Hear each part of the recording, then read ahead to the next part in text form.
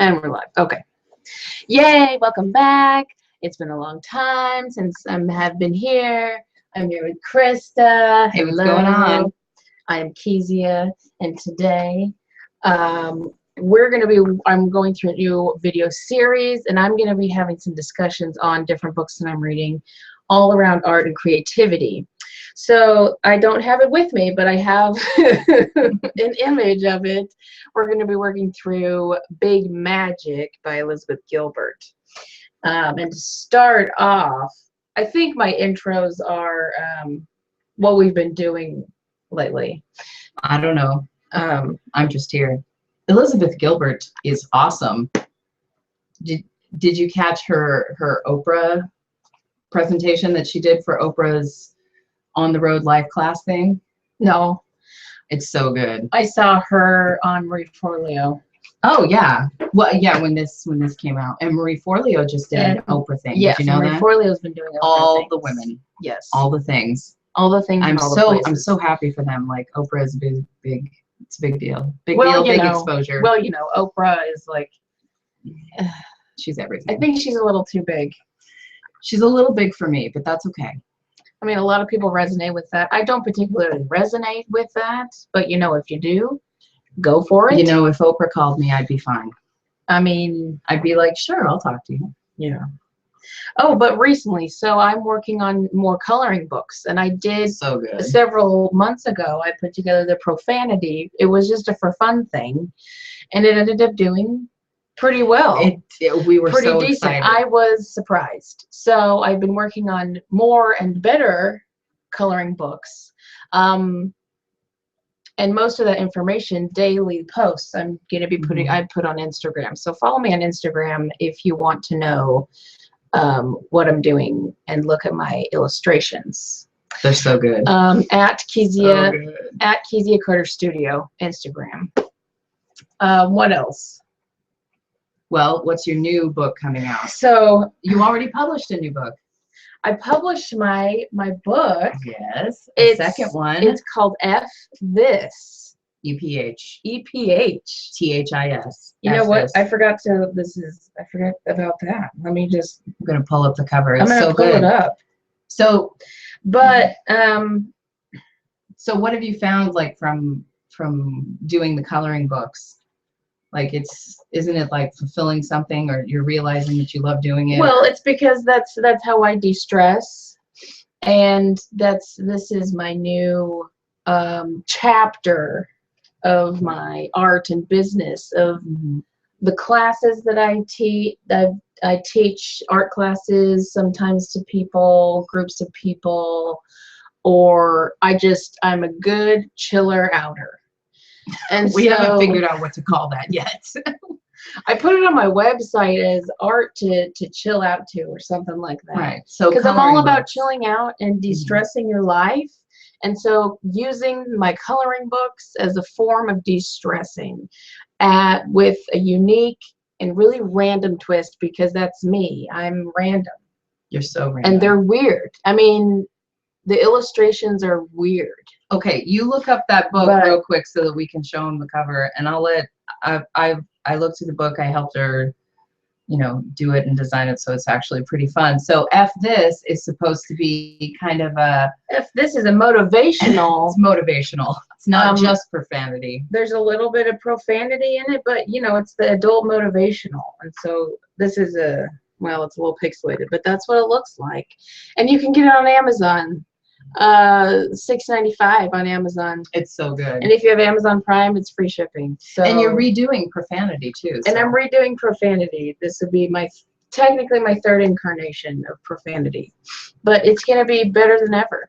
So and the next one coming the next one's coming out is Unicorns, Rainbows, and Sparkles. I think that might be the title, or it might tweak a little bit, but it's self-explanatory.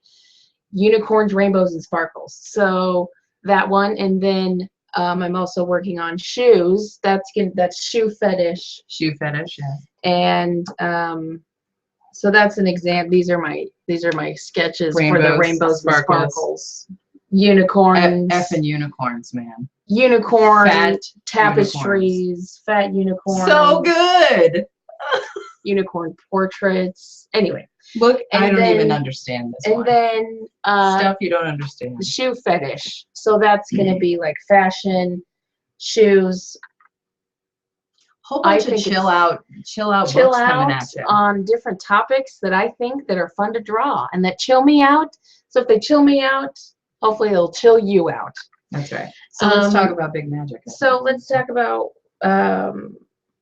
Big Magic. I'm working through this. I'm reading this book, and I just started, and so I'm working through the first chapter, and it's talking about fear. And fear is something I wanted to get your opinion on, because in fear from a creative standpoint, using fear to that using it that hinders you, using it to the only word I get, glorify you. What's another term? Well, are you asking my opinion? What's the opposite of hinder? To forward, to Forward, make better. to go for it. She's Go the picture for the person. goal. I'm the word person. So go for the Yes. goals. That's hilarious. I want to know. I'm interested in knowing, Elizabeth. I haven't read this book yet, but I want to. I've just been, trying to get through school and stuff, so I haven't. I'm only reading school books, but Yes. I've been wanting to read Elizabeth Gilbert's opinion on how fear can propel you forward, because usually we think about fear as stopping us in our tracks, but it actually can propel us forward. I've also been, nutritionally speaking, I've been doing a lot of the Gabriel method recently. Mm-hmm. And so he talks about how fear can either make you fat or make you thin. It just depends. So if we're talking about fear in terms of a natural setting, fear can either freeze you and hold you back from doing anything and keep you in a hole and hiding, or fear can be like, I have to move forward, otherwise I'm going to die. Yes. So what does she say about it? Well, this is a quote from the book. You can't get rid of fear, but do remember that fear is boring. And I take that as because fear is a part of us naturally. Mm-hmm. And it is within all of us to protect us, the ultimate of the fight or flight sort of a thing, where your memories are stored in your brain and the fear is there to help protect you. The thing is, with creative ventures, or with things that you do with your life, we find like humans want to find these bigger meaning to things, and the ultimate, what is going to make you happy. Right. But I think a lot of people take it a little bit too literally. That just stops them from doing what they want. I'm afraid that means I shouldn't do it. Yeah. This is something that actors face a lot, because they'll face stage fright, and you have to force yourself to overcome that fear to move forward. So what I like to say, I get what she's trying to say here. She's like, fear is boring. In other words, so what? You're afraid, you're hiding in a hole. Thanks for not helping us have any fun. Right? Yeah. Because that's what art is about. Art is about expressing human feeling.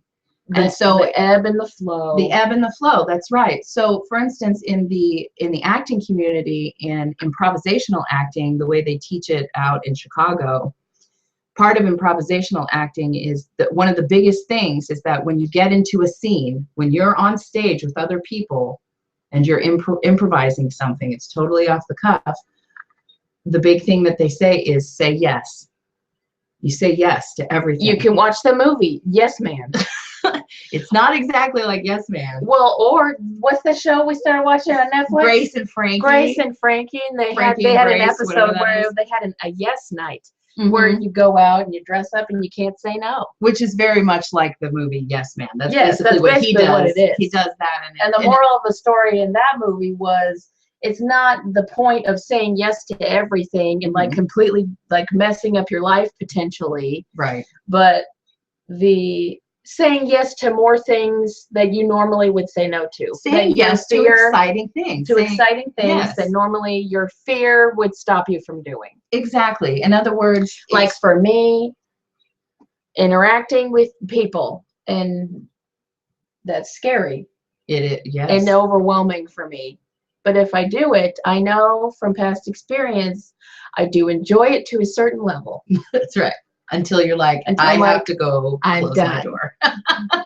And I hibernate for a week. But that's the thing. Like if you just kept drawing and you didn't share with anybody because you were afraid that you would get rejected, or you would or you were afraid, it's like you have to check it. It's like, look, fear is there to actually help save your life.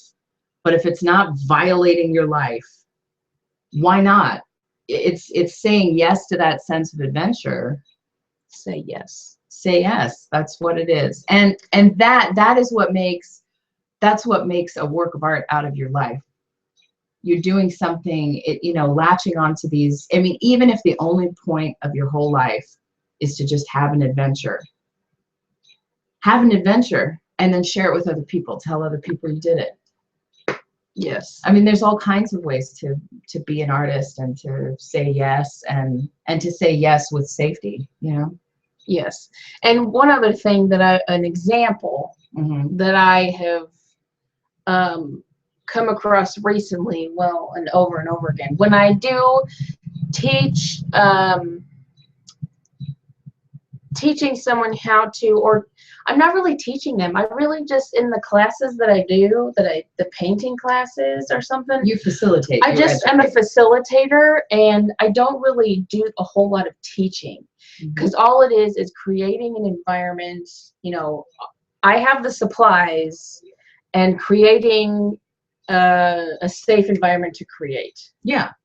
But a lot of people will give me, they'll tell me they won't come out and say they're so afraid. I can just tell, this is coming from an afraid standpoint, that they're not going to look, it's not what they draw, what they paint won't look good enough, or it won't look like what they have in their head, or it won't look like something that I would create. And I'm like, you know what?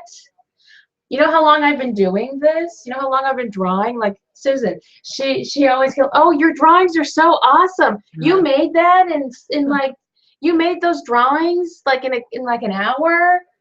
You're so awesome. How can I've been drawing for what, 20 years? I've been drawing for years, and I spent hours and hours, And I can say the same thing about her she's fluent in Spanish, I know she's been. I'm fluent in a different language, and she's fluent in it's a different language. Absolutely, that's another. And that takes time. That's another quote that's another thing that she's been talking about. Elizabeth Gilbert's been talking about lately, which is she posted this on Facebook and I think Instagram not too long ago, where she's like, she found a study that said that everybody can draw. It's just that your drawings still look the way that they looked when you stopped drawing. Yeah, I remember that post. I think I attempted to write a blog post on it, but it didn't quite make sense because I'm not a word person.